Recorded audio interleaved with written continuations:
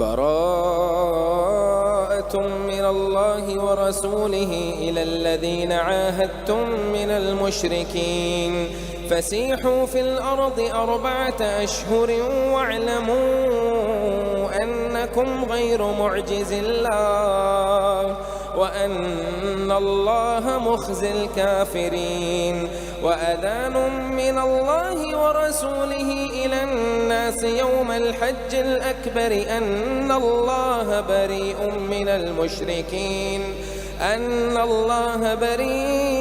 من المشركين ورسوله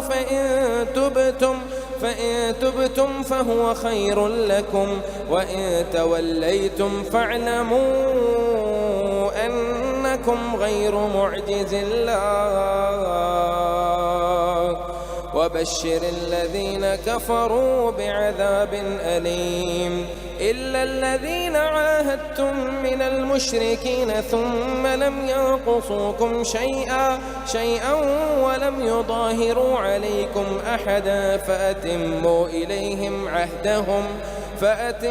إليهم عهدهم إلى مدتهم إن الله يحب المتقين. فإذا سلخ الأشهر الحرم فاقتلوا المشركين حيث وجدتموهم وخذوهم واحصروهم واقعدوا لهم كل مرصد فإن تابوا وأقاموا الصلاة وآتوا الزكاة فخلوا سبيلهم إن الله غفور رحيم. وإن أحد من المشركين استجارك فأجره حتى يسمع كلام الله ثم أبلغه مأمنه ذلك بأنهم قوم لا يعلمون. كيف يكون للمشركين عهد عند الله وعند رسوله إلا الذين عاهدتم عند المسجد الحرام فما استقاموا لكم فاستقيموا لهم إن الله يحب المتقين. كيف وإن يظهروا عليكم لا يرقبوا فيكم إلا ولا ذمة يرضونكم بأفواههم وتأبى قلوبهم وأكثرهم فاسقون. اشتروا بآيات الله ثمنا قليلا فصدوا عن سبيله إنهم ساء ما كانوا يعملون. لا يرقبون في مؤمن إلا ولا ذمة وأولئك هم المعتدون. فإن تابوا وأقاموا الصلاة وآتوا الزكاة فإخوانكم في الدين ونفصل الآيات لقوم يعلمون. وإن نكثوا أيمانهم من بعد عهدهم وطعنوا في دينكم فقاتلوا أئمة الكفر إنهم لا أيمان لهم لعلهم ينتهون.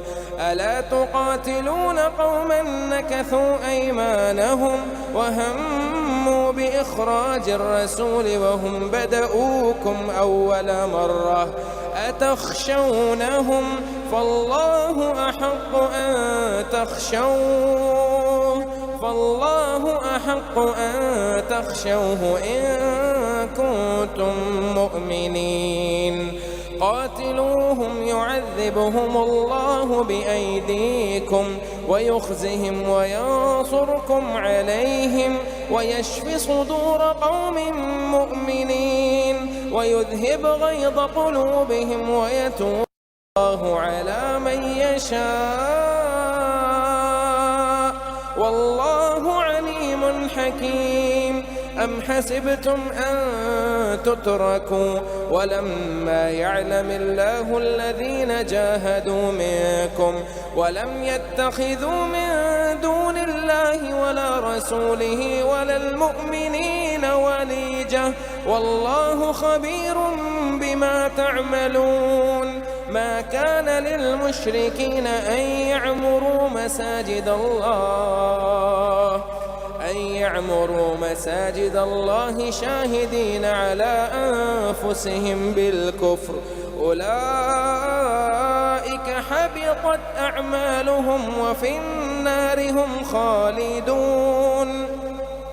إنما يعمر مساجد الله من آمن بالله واليوم الآخر وأقام الصلاة وآتى الزكاة ولم يخش إلا الله، فعسى أولئك أن يكونوا من المهتدين.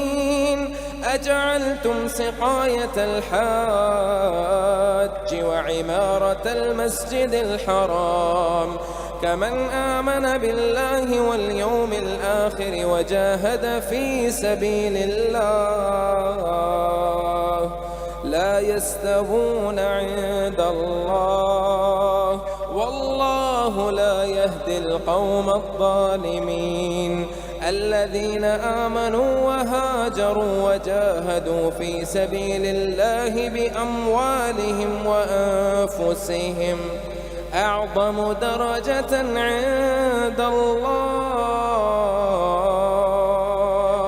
وأولئك هم الفائزون. يبشرهم ربهم برحمة منه ورضوان وجنات لهم فيها نعيم مقيم خالدين فيها أبدا، إن الله عنده أجر عظيم. يا أيها الذين آمنوا لا تتخذوا آباءكم وإخوانكم أولياء إن استحبوا الكفر على الإيمان، ومن يتولهم منكم فأولئك هم الظالمون. قل إن كان آباؤكم وأبناؤكم وإخوانكم وأزواجكم وعشيرتكم وأموال اقترفتموها وتجارة تخشون كسادها ومساكن ترضونها أحب إليكم من الله ورسوله وجهاد في سبيله فتربصوا حتى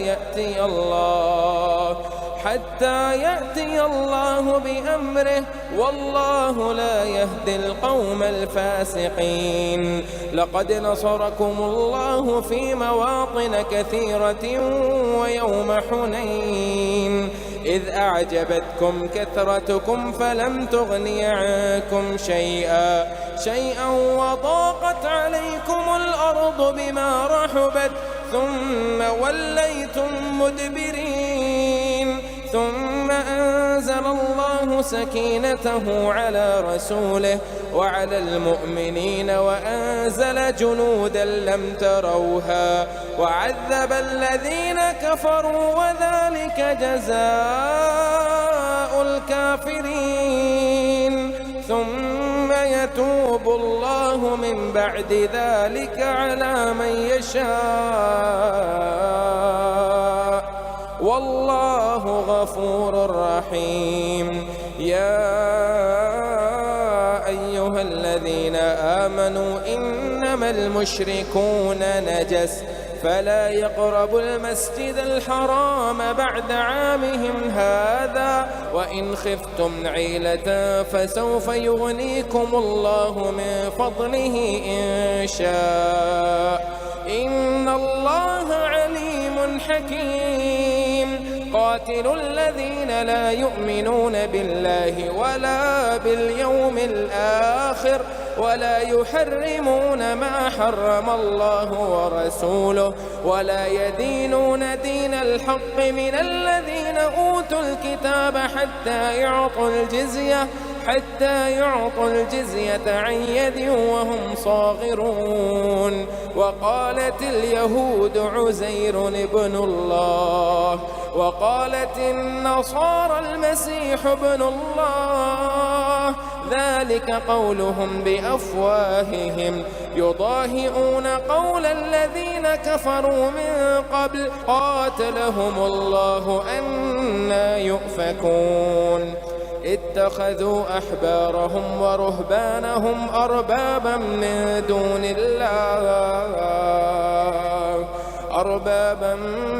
دون الله والمسيح ابن مريم وما أمروا إلا ليعبدوا إلها واحدا لا إله إلا هو سبحانه عما يشركون يريدون أن يطفئوا نور الله بأفواههم ويأبى الله إلا أن يتم نوره ولو كره الكافرون هو الذي أرسل رسوله بالهدى ودين الحق ليظهره على الدين كله ولو كره المشركون يا أيها الذين آمنوا إن كثيرا من الأحبار والرهبان ليأكلون أموال الناس بالباطل ويصدون عن سبيل الله والذين يكنزون الذهب والفضة ولا ينفقونها في سبيل الله فبشرهم بعذاب أليم يوم يحمى عليها في نار جهنم فتكوى بها جباههم وجنوبهم وظهورهم هذا ما كنزتم لأنفسكم فذوقوا ما كنتم تكنزون إن عدة الشهور عند الله 12 شهرا في كتاب الله يوم خلق السماوات والأرض منها 4 حرم ذلك الدين القيم فلا تظلموا فيهن أنفسكم وقاتلوا المشركين كافة كما يقاتلونكم كافة واعلموا أن الله مع المتقين إنما النسيء زيادة في الكفر يضل به الذين كفروا يحلونه عاما ويحرمونه عاما ليواطئوا عدة ما حرم الله فيحلوا ما حرم الله زين لهم سوء أعمالهم والله لا يهدي القوم الكافرين يا أيها الذين آمنوا ما لكم إذا قيل لكم انفروا في سبيل الله اثاقلتم إلى الأرض أرضيتم بالحياة الدنيا من الآخرة فما متاع الحياة الدنيا في الآخرة إلا قليل إلا تنفروا يعذبكم عذابا أليما ويستبدل قوما غيركم ولا تضروه شيئا والله على كل شيء قدير إلا تنصروه فقد نصره الله إذ أخرجه الذين كفروا ثاني اثنين إذ هما في الغار إذ يقول لصاحبه لا تحزن إن الله معنا إذ يقول لصاحبه لا تحزن إن الله معنا فأنزل الله سكينته عليه وأيده بجنود لم تروها وجعل كلمة الذين كفروا السفلى وكلمة الله هي العليا والله عزيز حكيم انفروا خفافا وثقالا وجاهدوا بأموالكم وأنفسكم في سبيل الله ذلكم خير لكم إن كنتم تعلمون. لو كان عرضا قريبا وسفرا قاصدا لاتبعوك ولكن بعدت عليهم الشقة وسيحلفون بالله لو استطعنا لخرجنا معكم يهلكون أنفسهم والله يعلم إنهم لكاذبون. عفى الله عنك لما أذنت لهم حتى يتبين لك الذين صدقوا وتعلم الكاذبين. لا يستأذنك الذين يؤمنون بالله واليوم الآخر أن يجاهدوا بأموالهم وأنفسهم والله عليم بالمتقين. إنما يستأذنك الذين لا يؤمنون بالله واليوم الآخر وارتابت قلوبهم فهم في ريبهم يترددون. ولو أرادوا الخروج لأعدوا له عدة ولكن كره الله بعاثهم فثبطهم وقيل اقعدوا مع القاعدين. لو خرجوا فيكم ما زادوكم إلا خبالا ولا أوضعوا خلالكم يبغونكم الفتنة وفيكم سماعون لهم والله عليم بالظالمين. لقد ابتغوا الفتنة من قبل وقلبوا لك الأمور حتى جاء الحق وظهر أمر الله وهم كارهون. ومنهم من يقول ائذن لي ولا تفتني ألا في الفتنة سقطوا وإن جهنم لمحيطة بالكافرين. إن تصبك حسنة تسؤهم وإن تصبك مصيبة يقولوا قد أخذنا أمرنا من قبل ويتولوا وهم فرحون. قل لن يصيبنا إلا ما كتب الله لنا قل لن يصيبنا إلا ما كتب الله لنا هو مولانا وعلى الله فليتوكل المؤمنون. قل هل تربصون بنا إلا إحدى الحسنيين ونحن نتربص بكم أن يصيبكم الله بعذاب من عنده أو بأيدينا فتربصوا إنا معكم متربصون. قل أنفقوا طوعا أو كرها لن يتقبل منكم إنكم كنتم قوما فاسقين. وما منعهم أن تقبل منهم نفقاتهم إلا أنهم كفروا بالله وبرسوله ولا يأتون الصلاة إلا وهم كسالى ولا ينفقون إلا وهم كارهون. فلا تعجبك أموالهم ولا أولادهم إنما يريد الله ليعذبهم بها في الحياة الدنيا وتزهق أنفسهم وهم كافرون. ويحلفون بالله إنهم لمنكم وما هم منكم ولكنهم قوم يفرقون.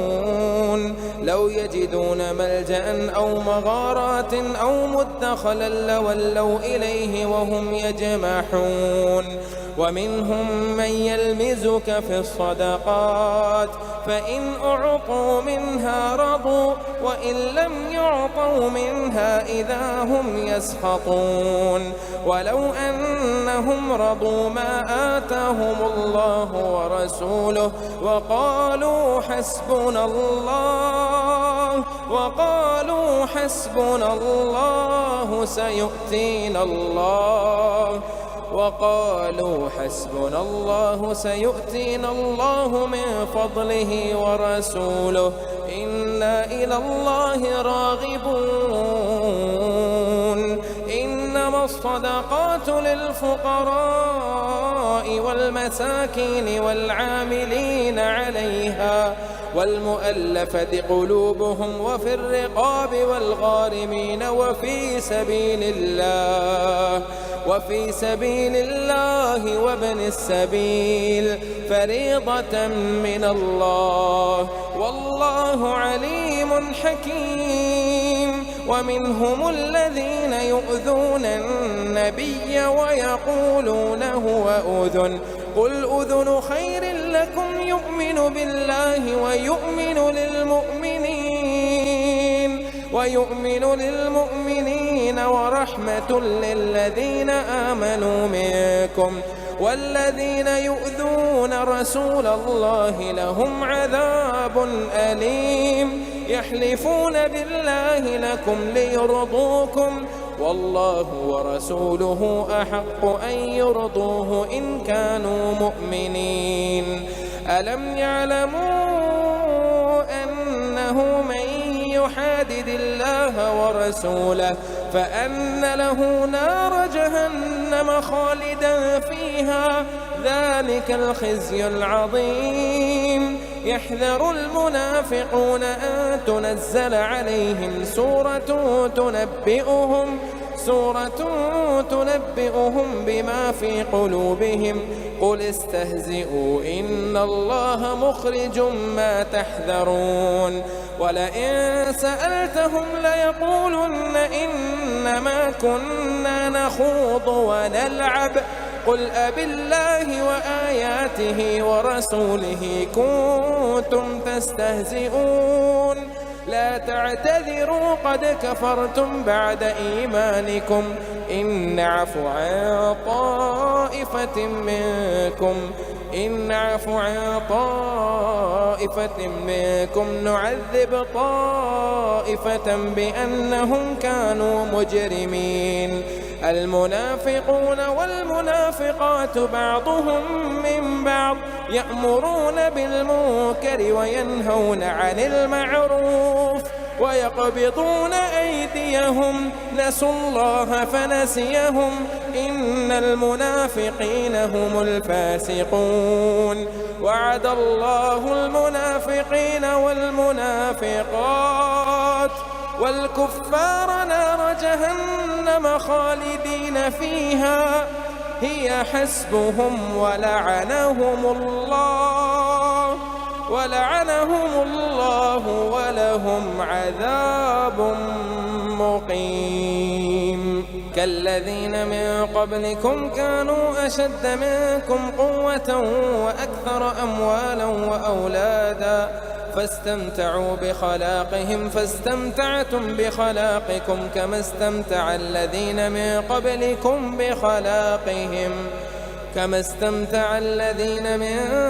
قبلكم بخلاقهم وخذتم كالذي خاضوا أولئك حبطت أعمالهم في الدنيا والآخرة وأولئك هم الخاسرون. ألم يأتهم نبأ الذين من قبلهم قوم نوح وعاد وثمود وقوم إبراهيم وأصحاب مدين والمؤتفكات أتتهم رسلهم بالبينات فما كان الله ليظلمهم ولكن كانوا أنفسهم يظلمون. والمؤمنون والمؤمنات بعضهم أولياء بعض يأمرون بالمعروف وينهون عن المنكر ويقيمون الصلاة ويؤتون الزكاة ويطيعون الله ورسوله أولئك سيرحمهم الله إن الله عزيز حكيم. وعد الله المؤمنين والمؤمنات جنات تجري من تحتها الأنهار خالدين فيها ومساكن طيبة في جنات عدن ورضوان من الله أكبر ذلك هو الفوز العظيم. يا أيها النبي جاهد الكفار والمنافقين يا أيها النبي جاهد الكفار والمنافقين واغلظ عليهم ومأواهم جهنم وبئس المصير. يحلفون بالله ما قالوا ولقد قالوا كلمة الكفر وكفروا بعد إسلامهم وهموا بما لم ينالوا وما نقموا إلا أن أغناهم الله ورسوله من فضله فإن يتوبوا يك خيرا لهم وإن يتولوا يعذبهم الله عذابا أليما في الدنيا والآخرة وما لهم في الأرض من ولي ولا نصير. ومنهم من عاهد الله لئن آتانا من فضله لنصدقن ولنكونن من الصالحين فلما آتاهم من فضله بخلوا به وتولوا وهم معرضون فأعقبهم نفاقا في قلوبهم إلى يوم يلقونه بما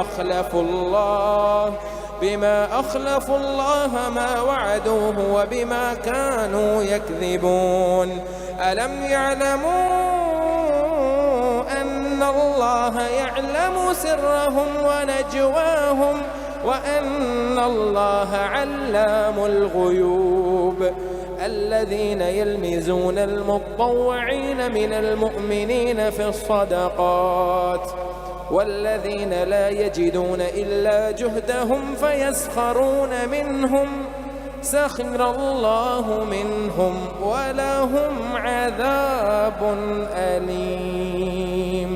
استغفر لهم أو لا تستغفر لهم إن تستغفر لهم 70 مرة فلن يغفر الله لهم ذلك بأنهم كفروا بالله ورسوله والله لا يهدي القوم الفاسقين. فرح المخلفون بمقعدهم خلاف رسول الله وكرهوا أن يجاهدوا بأموالهم وأنفسهم في سبيل الله وقالوا لا تنفروا في الحر قل نار جهنم أشد حرا لو كانوا يفقهون. فليضحكوا قليلا وليبكوا كثيرا جزاء بما كانوا يكسبون. فإن رجعك الله إلى طائفة منهم فاستأذنوك للخروج فقل لا تخرجوا معي أبدا ولا تقاتلوا معي عدوا إنكم رضيتم بالقعود أول مرة فاقعدوا مع الخالفين ولا تصل على أحد منهم مات أبدا ولا تقم على قبره إنهم كفروا بالله ورسوله وماتوا وهم فاسقون. ولا تعجبك أموالهم وأولادهم إنما يريد الله أن يعذبهم بها في الدنيا وتزهق أنفسهم وهم كافرون. وإذا أنزلت سورة أن آمنوا بالله وجاهدوا مع رسوله استأذنك أولي الطول منهم وقالوا ذرنا نكن مع القاعدين. رضوا بأن يكونوا مع الخوالف وطبع على قلوبهم فهم لا يفقهون. لكن الرسول والذين آمنوا معه جاهدوا بأموالهم وأنفسهم وأولئك لهم الخيرات وأولئك هم المفلحون. أعد الله لهم جنات تجري من تحتها الأنهار خالدين فيها ذلك الفوز العظيم. وجاء المعذرون من الأعراب ليؤذن لهم وقعد الذين كذبوا الله ورسوله سيصيب الذين كفروا منهم عذاب أليم. ليس على الضعفاء ولا على المرضى ولا على الذين لا يجدون ما ينفقون حرج إذا نصحوا لله ورسوله ما على المحسنين من سبيل والله غفور رحيم. ولا على الذين إذا ما أتوك لتحملهم قلت لا أجد ما أحملكم عليه تولوا وأعينهم تفيض من الدمع حزنا ألا يجدوا ما ينفقون. إنما السبيل على الذين يستأذنونك وهم أغنياء رضوا بأن يكونوا مع الخوالف وطبع الله على قلوبهم فهم لا يعلمون.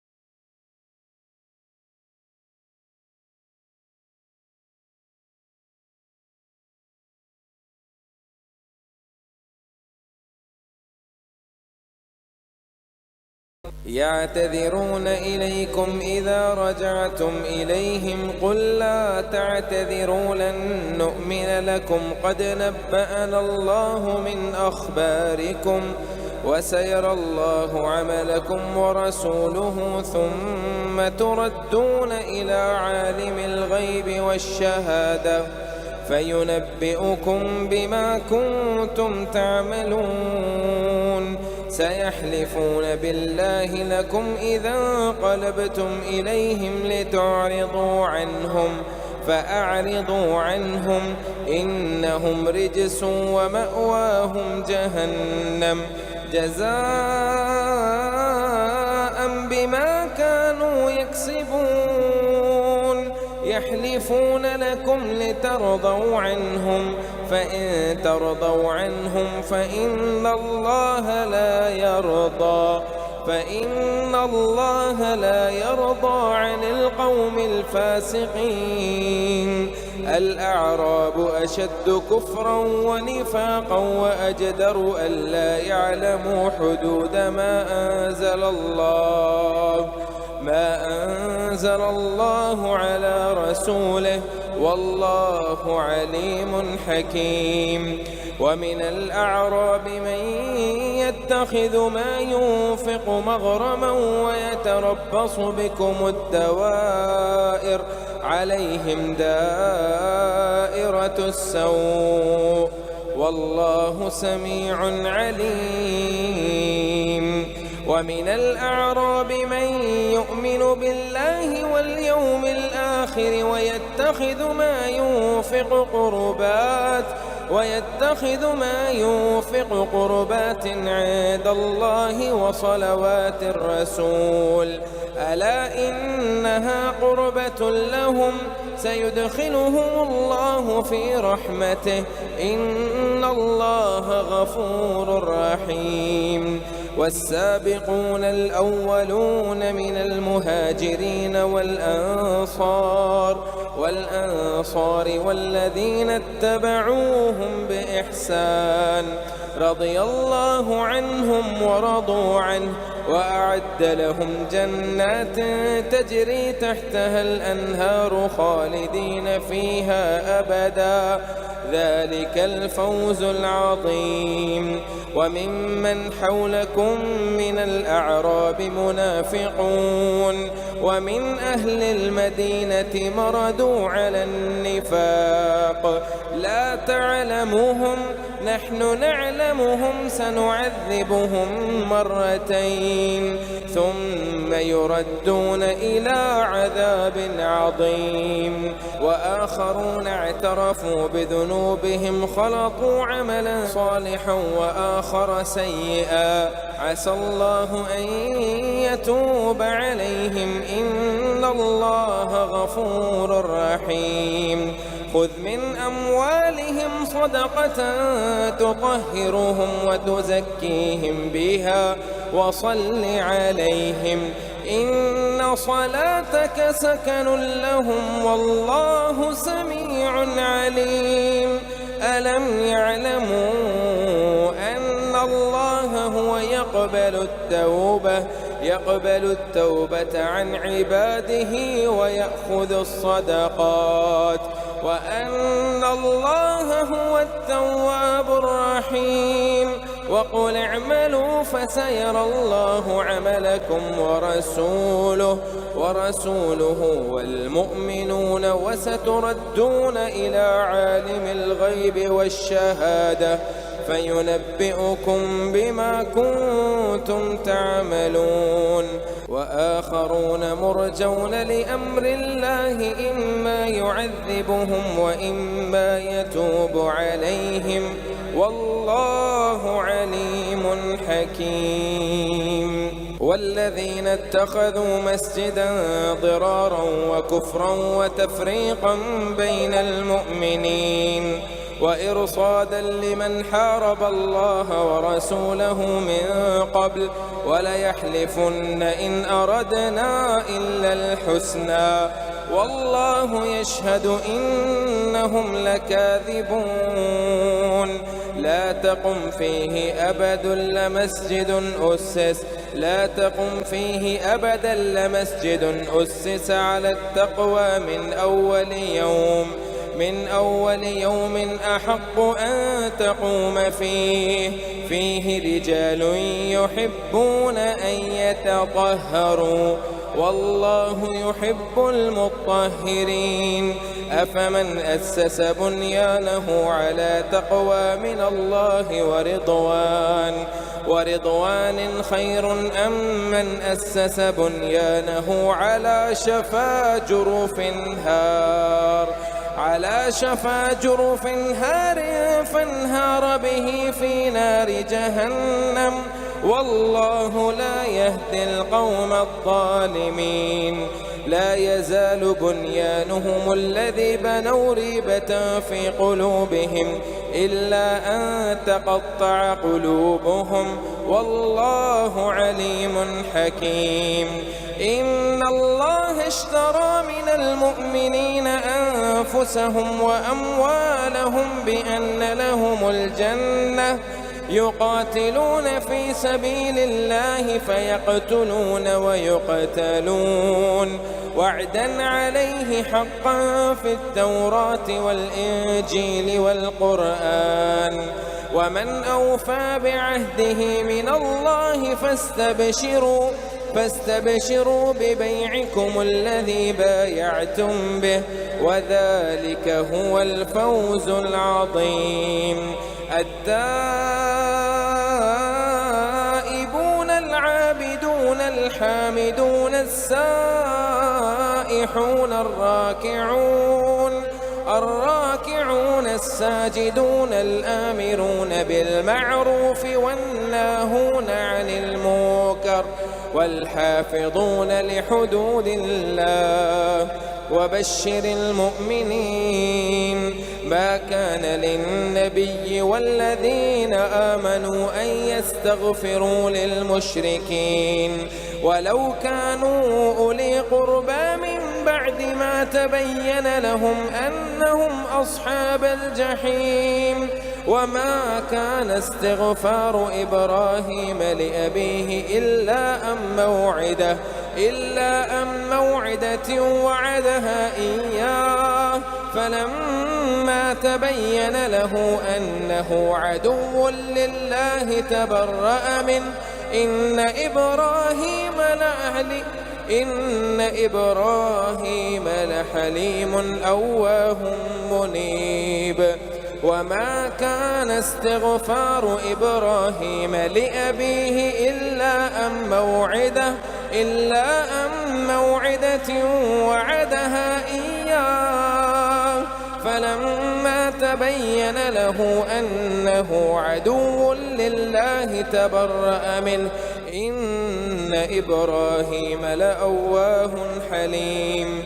وما كان الله ليضل قوما بعد إذ هداهم حتى يبين لهم ما يتقون إن الله بكل شيء عليم.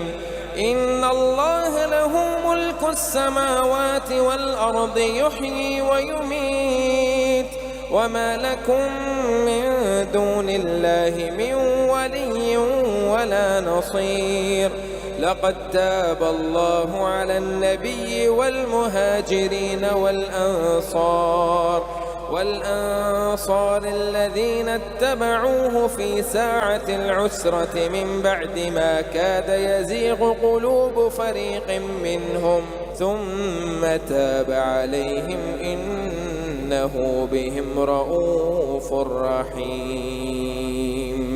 وعلى الثلاثة الذين خلفوا حتى إذا ضاقت عليهم الأرض بما رحبت وضاقت عليهم أنفسهم وظنوا أن لا ملجأ من الله إلا إليه ثم تاب عليهم ليتوبوا إن الله هو التواب الرحيم. يا أيها الذين آمنوا اتقوا الله وكونوا مع الصادقين. ما كان لأهل المدينة ومن حولهم من الأعراب أن يتخلفوا عن رسول الله ولا يرغبوا بأنفسهم عن نفسه ذلك بأنهم لا يصيبهم ظمأ ولا نصب ولا مخمصة في سبيل الله ولا يطؤون موطئا يغيظ الكفار ولا ينالون من عدو نيلا إلا كتب لهم به عمل صالح إن الله لا يضيع أجر المحسنين. ولا ينفقون نفقة صغيرة ولا كبيرة ولا يقطعون واديا إلا كتب لهم ليجزيهم الله أحسن ما كانوا يعملون. وما كان المؤمنون لينفروا كافة فلولا نفر من كل فرقة منهم طائفة ليتفقهوا في الدين ولينذروا قومهم إذا رجعوا إليهم لعلهم يحذرون. يا أيها الذين آمنوا قاتلوا الذين يلونكم من الكفار وليجدوا فيكم غلظة واعلموا أن الله مع المتقين. وإذا ما أنزلت سورة فمنهم من يقول أيكم زادته هذه إيمانا فأما الذين آمنوا فزادتهم إيمانا وهم يستبشرون وأما الذين في قلوبهم مرض فزادتهم رجسا إلى رجسهم وماتوا وهم كافرون أولا يرون أنهم يفتنون في كل عام مرة أو مرتين ثم لا يتوبون ولا هم يذكرون وإذا ما أنزلت سورة نظر بعضهم إلى بعض هل يراكم من أحد ثم صرف الله قلوبهم بأنهم قوم لا يفقهون لقد جاءكم رسول من أنفسكم عزيز عليه ما عنتم حريص عليكم بالمؤمنين رؤوف رحيم فإن تولوا فقل حسبي الله لا إله إلا هو عليه توكلت وهو رب العرش العظيم.